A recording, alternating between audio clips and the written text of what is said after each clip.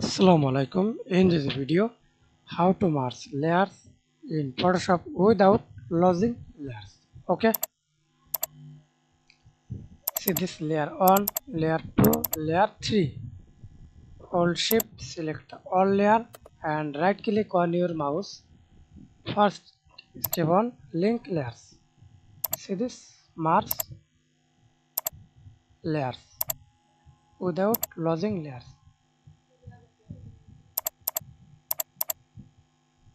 And step 2, link or unlink.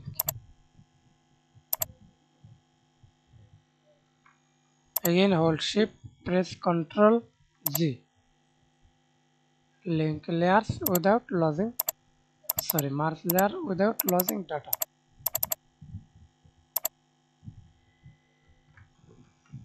And last final, step 3, hold shift, press Ctrl E for original merge layers. Unmerge, press Ctrl, hold Ctrl Alt C. That's it. Thanks for watching video. Please subscribe to my channel, like, comment, share.